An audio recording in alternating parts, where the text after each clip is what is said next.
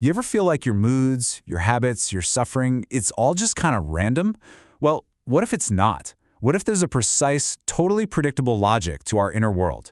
Today, we're diving into an incredible 2,000-year-old text that claims to be exactly that, a step-by-step flowchart of the human mind.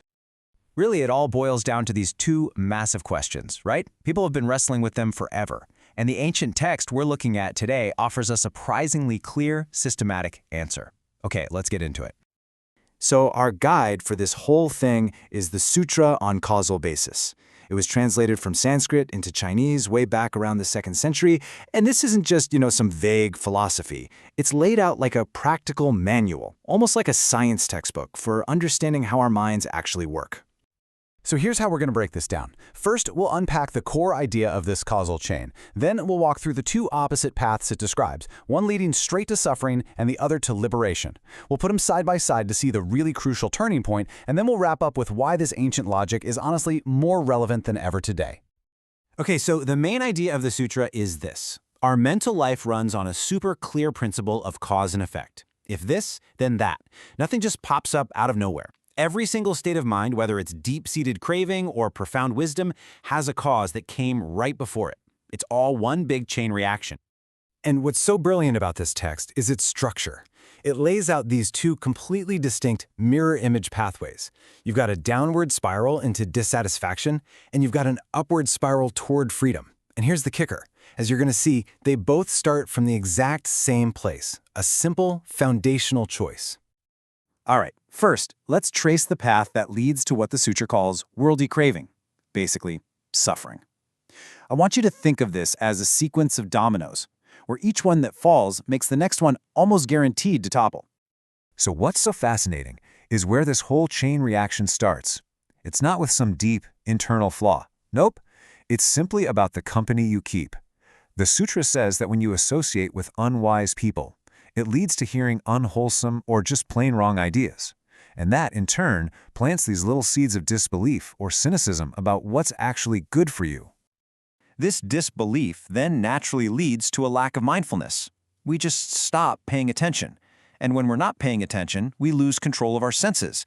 We start reacting impulsively to everything we see, hear, and feel. And this, inevitably, leads to committing what the text calls the 3 evil actions. So what does that mean? It's pretty straightforward.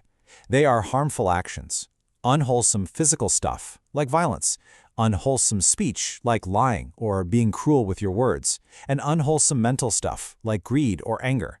They're the direct result of a mind that's just not being guarded. Those harmful actions then create all this mental chaos. The text calls this stuff the 5 hindrances, things like desire, ill will, restlessness, doubt, all this junk that just clouds up the mind.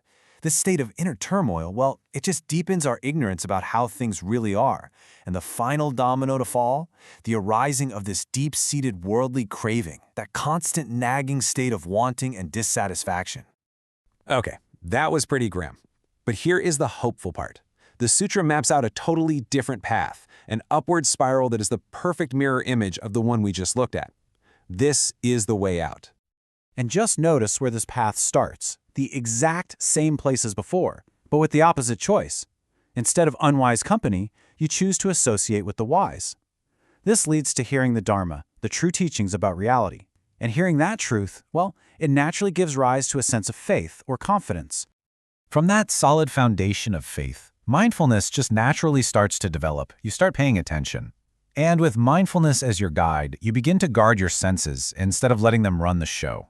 And this, of course, leads to performing the opposite of the evil actions, the 3 pure actions. And these are just what they sound like, the skillful counterparts. Wholesome actions of the body, like generosity and non-harming. Wholesome speech, like telling the truth and speaking with kindness. And wholesome states of mind, like contentment and goodwill. They are the natural expression of a mindful, well-guarded mind. From this pure foundation, the path gets even deeper. You develop the core practices of mindfulness, which in turn awakens what the text calls the 7 factors of enlightenment. These are amazing mental qualities, things like energy, joy, tranquility, and investigation. And the final, beautiful result of this whole chain reaction? The attainment of real wisdom and complete liberation from suffering. Okay, now for the big aha moment. Let's put these two paths right next to each other and see the engine of this whole system at work. Just look at this. It's a perfect mirror. Unwise company on one side, wise company on the other. Hearing falsehoods versus hearing the Dharma. Disbelief versus faith. Unmindfulness versus mindfulness.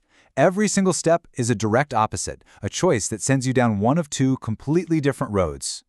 So here's the absolute critical point of this whole thing. The entire trajectory of your inner life, according to this ancient text, hinges on a single pivot point, right at the very beginning. The choice of who you listen to and what ideas you let in, that sets the entire causal chain in motion. Everything else follows from that. So, why are we talking about a flow chart from 2,000 years ago? Because its underlying logic is absolutely timeless. It reframes our inner development from something that feels mysterious and random into a clear, understandable, and, most importantly, workable process. There's this beautiful quote in the text that just captures it perfectly. It emphasizes that liberation isn't some sudden, magical event. It's a step-by-step process. It has a basis, a foundation. It's telling us that freedom isn't some impossible leap, but a journey we can actually walk, one step at a time. And this is so key. The sutra isn't asking you to just believe any of this. It's presenting a testable hypothesis. It's basically saying, hey, try it out. See for yourself what happens when you surround yourself with wisdom. See what happens when you practice mindfulness. Observe the cause and effect in your own mind.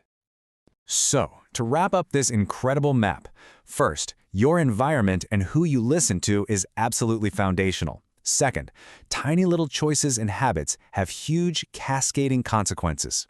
Third, mindfulness isn't just some relaxation technique, it's the pivotal skill that lets you guard your senses and choose how to act. And finally, freedom from suffering is a gradual, logical process. It's not a lottery ticket. This ancient text leaves us with a really powerful and very personal question. It puts the power squarely in our hands. It suggests that our mind isn't something that just happens to us. It's something we actively build, choice by choice, moment by moment. So the question to really reflect on is, what kind of foundation are you laying right now?